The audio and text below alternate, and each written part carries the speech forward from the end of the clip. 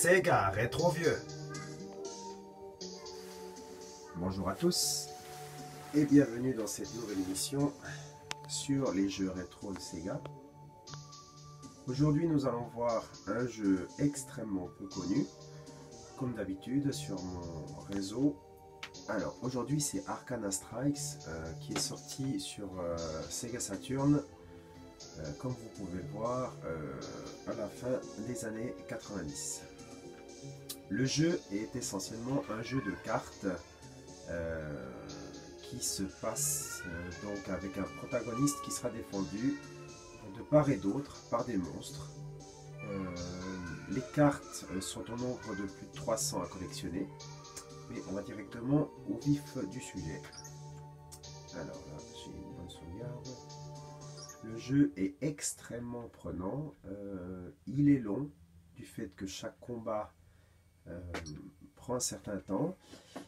Malheureusement, comme tous les jeux de cartes, il faut savoir qu'il y a une part de chance. En fait, on a des decks et les decks nous permettent de collectionner un certain nombre de cartes. On ne peut pas en avoir trop non plus. Là, je vais vous montrer. Donc ça, c'est le personnage principal. Alors ici, on va directement prendre. Donc là, ce qui est pas mal, c'est que l'ensemble est en anglais. Donc ça nous permet quand même de savoir ce qu'on fait. Là, on a la sélection des cartes. Donc là, je vais vous montrer une partie des cartes. Alors, le niveau. On a 4 cartes par rangée ici. Et là, c'est le maximum. Donc ça en fait, je crois que c'est 26 ou 30, je ne sais plus exactement. Les monstres sont par catégorie. C'est-à-dire qu'il y a terre, eau, feu, vent, deux éléments supplémentaires qui sont électricité et magie noire, et le dernier c'est métal. Et métal c'est surtout pour des cartes de magie et non pas pour des monstres. Chaque monstre a une particularité, c'est-à-dire que le feu est plus fort que l'eau est plus fort que la terre, et le vent est plus fort que le feu, et ainsi de suite. Et chacun a forcément un avantage sur un autre ou un inconvénient, ce qui fait que les dommages sont multipliés par 2. Alors, on va directement passer au combat pour vous montrer. Le protagoniste principal, lui, sera touché si il n'y a aucun monstre qui le défend à gauche ou à droite. En fait, on doit poser chaque fois un monstre. Là, je vais directement commencer un combat. Je suis désolé, je suis enrhumé là, mais je voulais vraiment vous montrer ce jeu qui est vraiment un de mes préférés. Donc là, on peut voir qu'au niveau des graphismes, on est sur une 2D assez basique aussi, mais plutôt jolie. Là, je choisis un de mes decks. Alors, par exemple, là, on a combat. Arcana, ce sont des cartes magie spéciales. Il y en a 20. Si je dis pas de bêtises, 21 ou 22. Attendez voir, je crois que c'est 22. Je les ai toutes, hein, donc je vais vous montrer. Ça, c'est pour s'enfuir. Ça, c'est pour nous redonner de l'énergie. Ça, c'est pour enlever 20% de l'énergie sur tout le monde. Pour reprendre 4 cartes qu'on a déjà utilisées, ce qui est pas mal.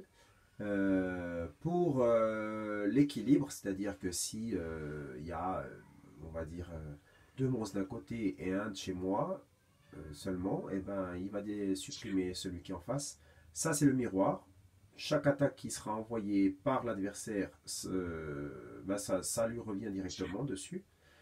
Ça c'est pour enlever tous les effets de magie, genre attaque x2 ou défense x2. Ça enlève directement. Ça va prendre aléatoirement un monstre, n'importe lequel, ça peut être le nôtre aussi malheureusement, donc c'est un peu risqué.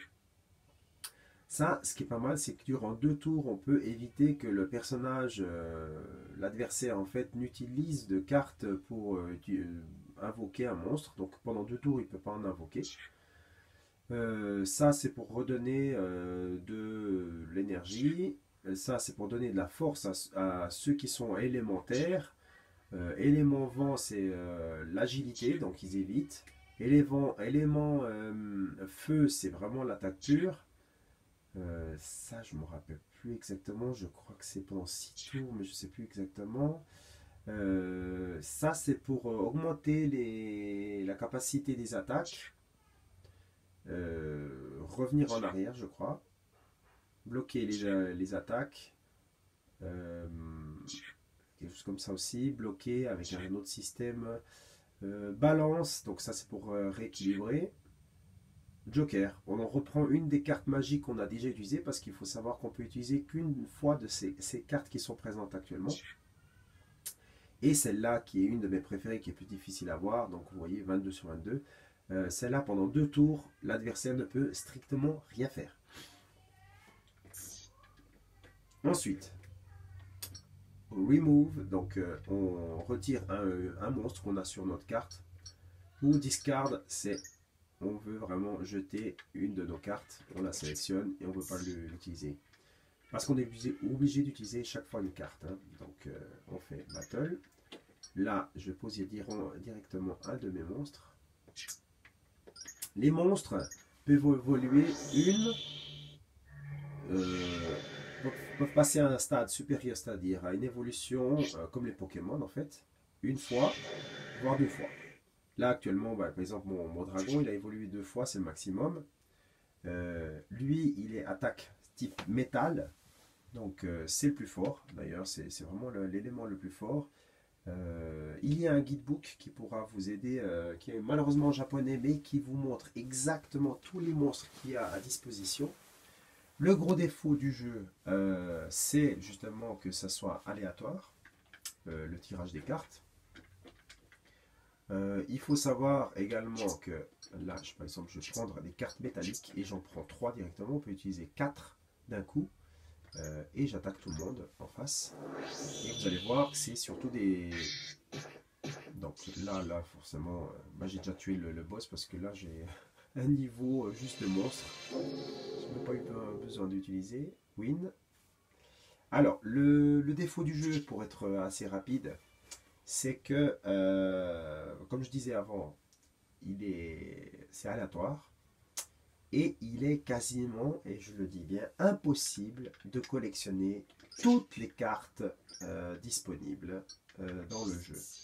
On a quelque chose qui nous permet de voir en fait notre collection actuelle. Alors, collection. Et vous allez voir, en fait, j'en ai déjà pas mal, mais là, c'est les cartes spéciales Arcana.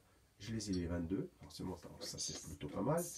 Et ensuite, c'est les monstres en fonction de leur catégorie. Et là, j'en ai que 6 sur 25 parce que je ne les ai pas fait tous évoluer. Il faut savoir que chaque évolution, il faut 20 pour une première évolution et à nouveau 20 pour une deuxième évolution.